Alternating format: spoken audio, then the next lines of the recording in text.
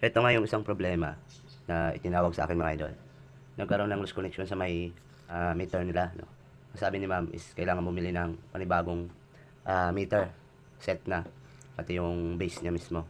So, nagpadala na sila ng pera para pambili. So, dumirect na din ako dun sa hardware. Dito sa may circulated, sa may sukat.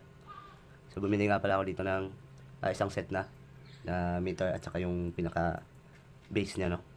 So, ito ay nagkakalaga ng 3,700 isang set.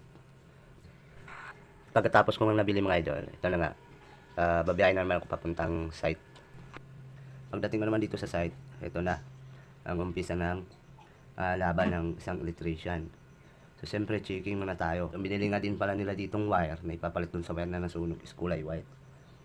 So, ito yung setup ko. Yung setup dito is line to line, no? Magkabila yung power supply. So, ito nga pala yung nasunog, no? Nagkaroon ng lost connection. So, kapag maka-encounter kayo sa ganitong sistema, so lost connection ang tawag dito. Totally malapit kasi sa parking itong meter nila at saka malapit din sa kalsada. Kaya, ang tendency kasi, dapat every year, nagpapahigpit ng mga terminal ng mga electrical natin, lalo sa mga breaker. Inigpitan yan every year kasi kapag dumadaan yung mga sasakyan, automatic may konting vibration yung lupa, lalo kapag malapit ka sa kalsada. Kaya yung terminal natin sa mga breaker ay unti-unti din yan lumuwag. Tapos nga, ito, itatap ko na siya dito sa taas mga idol. So, siyempre, for safety live to mga idol. Dito natin siya ikakabit. Kailangan natin patayin yung pinaka mother breaker, no? Na sa 150 amperes. So, siyempre, port muna tayo kay owner para makapaghanda sila at may baba yung mga appliances na rin sa loob na kailangan natin i-off yung power supply para dito sa ating itatap na power supply na itong meter. So, lahat din yan mga idol, ikakandak din natin na higpitan lahat ng mga terminal ng mga wire na yan. Lalo na dyan sa may bus bar. Saka sa pinaka-main na wire. Pati ng mga ibang sa meter na yan, higpitan din natin. So, dito mga idol, na-off ko na yung pinaka-main safety circuit breaker. Wala ng power supply yan. So, ito, kakabit na natin tong wire para dun sa nagkaroon ng loose connection na meter base, no?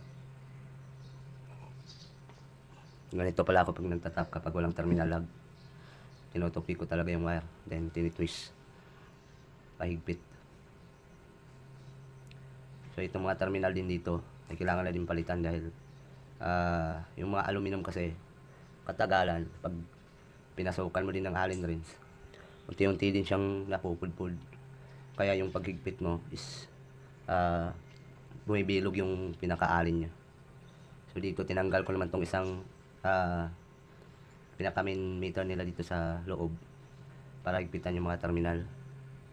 So single piece tong ganitong setup, oh.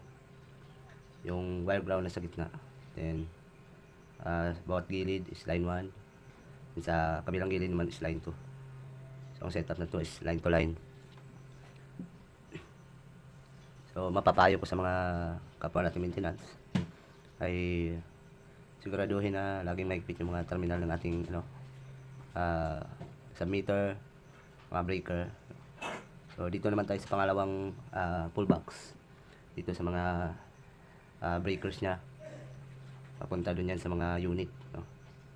So ayan, napakalaking luwag, no? Sa loob ng 3 taon dito nagpitan eh. So halos nakatatlong ikot ako sa allen wrench pahigpit. Ang laki ng iniluwag. So ito na ikabit ko na nga yung bagong nating bili, no? Ayan na siya, kaganda na niya tingnan. Ito naman yung meter base na nagkaroon ng problema. Lusaw yung kulay dilaw na wire. Ikaw mga idol, kung dumating ka man dito sa dulo ng video, isang tanong lang, naka-encounter ka ba sa mga ganitong problema, no? So kung naka-encounter ka man, paki-comment naman kung ano yung suggestion mo, anong dahilan ng pangyayari, no? Dun sa na-encounter mong ganyang problema. So yun lang mga idol, thanks for watching. Ingat.